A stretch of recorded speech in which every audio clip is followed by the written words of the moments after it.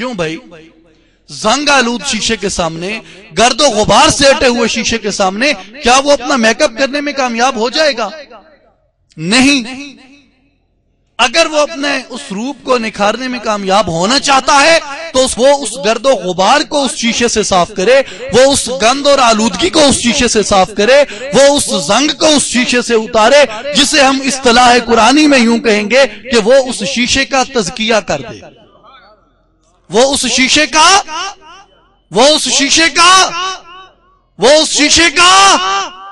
تزکیہ کر دے۔ جب تک وہ اس شیشے کا تزکیہ نہیں کرتا وہ اپنا روپ نکھارنے میں کامیاب نہیں ہو سکتا۔ ارے انسان، اللہ کے رسول نے کہا قلب المومن میرا تو رحمان، مومن کا جو دل ہے یہ اللہ کا شیشہ ہے۔ ارے بھائی، جب تک اس شیشے کے اوپر، جب تک اس دل کے آئینے پہ مادیت کی گرد و غبار چڑھی ہوئی ہے، جب تک اس آئینے پہ شیطانیت کا گند چڑھا ہوا ہے، جب تک اس آئینے پہ نفسانیت کا زنگ چڑھا ہوا ہے، اس معاشرے کو تم کیسے سنوار سکتے ہو؟ اس معاشرے کو تم کیسے سدھار سکتے ہو؟ اور دیکھیں تزکیہ کتنا ضروری عنصر ہے معاشرے کی فلاح کے لیے، کہ رسول اللہ صلی اللہ علیہ وسلم نے جو معاشرہ تشکیل دیا مکے کے مدینہ شریف کے اندر، وہ کیسا معاشرہ تھا؟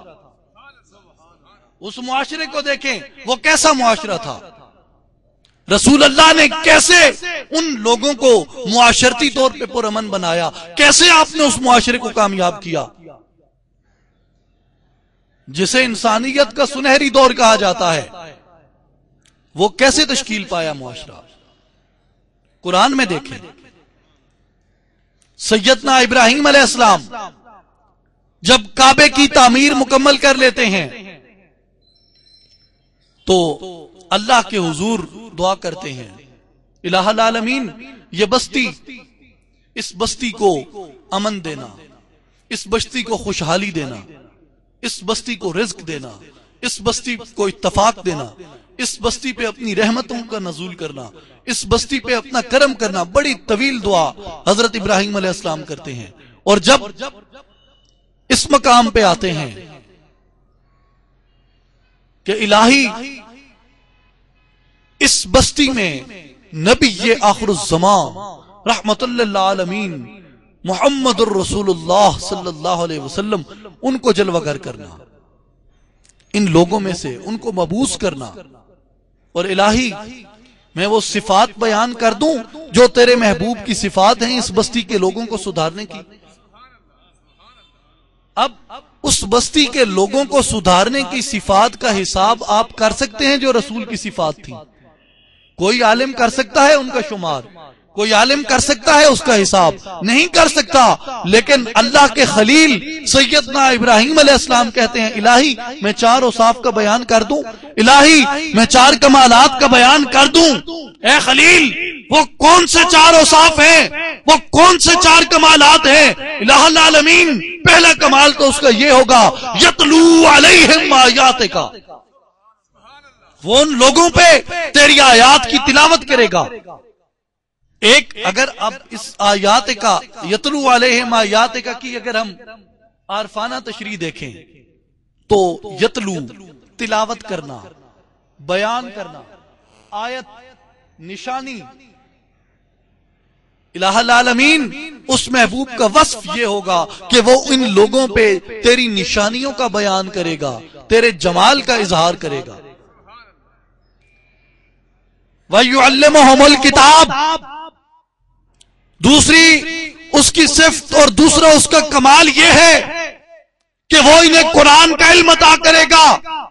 اے خلیل، تیسرا وصف کون سا ہے؟ الہ العالمین والحکمہ، انہیں حکمت سکھائے گا، بصیرت سکھائے گا، دانائی سکھائے گا، استقامت عطا کرے گا۔ اے خلیل، چوتھا وصف کیا ہے؟ چوتھا وصف کون سا ہے جس سے وہ اس بستی کو نکھار دے گا، جس سے وہ اس بستی کو سنوار دے گا، جس سے اس بستی کے لوگوں کو وہ کامیاب کر دے گا؟ جس سے عرب کے ان بدوؤں کو وہ زمانے کا امام بنا دے گا، جس سے ان گڈریوں کو، جس سے ان ریوڑ چرانے والوں کو وہ وقت کا امام بنا دے گا، وہ زمانے کا سلطان بنا دے گا۔ اے خلیل، وہ وصف کون سا ہے؟ عرض کی الہ العالمین وَيُزَكِّيهِمْ، وہ ان لوگوں کا تزکیہ کر دے گا۔ اور صرف یہی نہیں، بلکہ جب اللہ تبارک و تعالی نے اپنا احسان جتلایا مومنوں پہ کہ اے مومنوں، میں نے احسان کیا کہ تم میں اپنے محبوب کو جلوہ گر کر دیا۔ الہی، محبوب کو کن صفات کے ساتھ، کن کمالات کے ساتھ جلوہ گر کیا؟ اللہ نے کہا کہ میرے محبوب کی صفات یہ ہے کہ یتلو علیہم آیاتہ، وہ تم پہ میری آیات کی تلاوت کرتا ہے، میری نشانیوں کا اظہار کرتا ہے، میری نشانیوں کا بیان کرتا ہے۔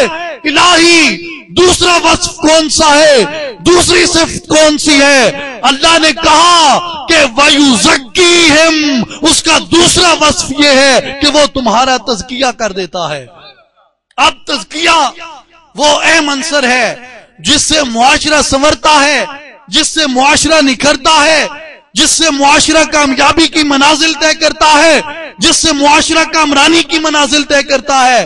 اور میرے بھائیوں اور بزرگوں، ہماری بدقسمتی یہ ہے کہ ہم اس کو فقط ایک فرسودہ خیال تصور کر چکے ہیں، اور ہم یہ سمجھتے ہیں کہ تزکیہ تو بس وہ چند لوگوں کی بات تھی، ان کے لیے ہو گیا، اور پتہ نہیں اب کیا ہے تزکیہ تزکیہ کہہ رہے ہیں۔ ارے قرآن سے آپ جب بھی رہنمائی لیں گے معاشرے کو سنوارنے کے لیے، قرآن سے جب بھی آپ پوچھیں گے اس معاشرے کو کامیاب کرنے کے لیے، قرآن کا یہی جواب آئے گا، قد افلح من تزکا، کامیاب ہونا چاہتے ہو تو اپنا تزکیہ کر لو۔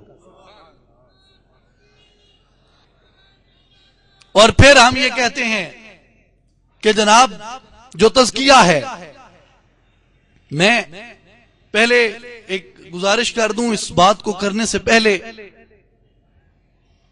کہ میں کسی ایک مسلک کی ایک فرقے کا نمائندہ نہیں، میں اتحاد امت کا داعی ہوں، اور ایک فرقہ وارانہ گفتگو سے ماورا ہو کے صرف فلاح بنی نوع انسان کی خاطر یہ گزارش کر رہا ہوں کہ اگر آپ یہ کہیں کہ جناب تزکیہ کیا ضروری ہے، یہ تو ایک تصوف کی ایک اصطلاح ہے اور تصوف کا ایک عمل ہے، اور تصوف تو ایک عجمی خیال ہے، یہ کیا جناب اس میں آپ خرافات کر رہے ہیں؟ اگر آپ اس پہ اعتراض رکھتے ہیں، آئیں، میں آپ کے ساتھ اتفاق کرتا ہوں، تصوف کی بات نہیں کرتے، فقر کی بات کریں، چھوڑ دیں۔ میں حضرت داتا علی حجویری فرماتے ہیں کہ اگر آپ کو تصوف کی اصطلاح نہیں پسند، کوئی اور اصطلاح اختیار کر لو۔ تصوف کی بات ہی نہیں کرتے، فقر کی بات کرتے ہیں۔ حضور رسالت مآب کا فرمان ہے کہ الفقر فخری والفقر منی، فقر میرا فخر ہے، کیوں کہ فقر مجھ سے ہے، فقر میرے سینے کا نور ہے، فقر میرے اندر کا نور ہے۔ حضور رسالت مآب کا فرمان ہے، اور اس حدیث کی کیا خوب تشریح کی اقبال باؤ صاحب، علامہ اقبال رحمۃ اللہ علیہ نے، کہ لفظ اسلام سے یورپ کو اگر کد ہے تو خیر، دوسرا نام اسی دین کا ہے فقر غیور۔ فقر کسی ازم کا نام نہیں، فقر کسی مکتبہ فکر کا نام نہیں، فقر کسی مسلک کا، فقر کسی فرقے کا نام نہیں، فقر کسی سلسلے کا نام نہیں، بلکہ فقر حقیقت دین کا نام ہے۔ لا یحتاج انہانو حاصل فقر جنہانو سارا ہو۔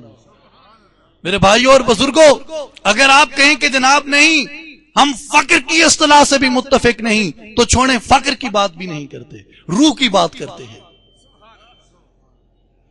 روح کی بات کرتے ہیں۔ آپ تصوف کو نہیں مانتے، چھوڑیں، تصوف کی بات ہی نہیں کرتے، میں بھی آپ سے متفق ہوں۔ آپ فقر کا کہتے ہیں، فقر کی بات بھی نہیں کرنی، آئیں، فقر کی بات بھی نہیں کرتے، روح کی بات کرتے ہیں۔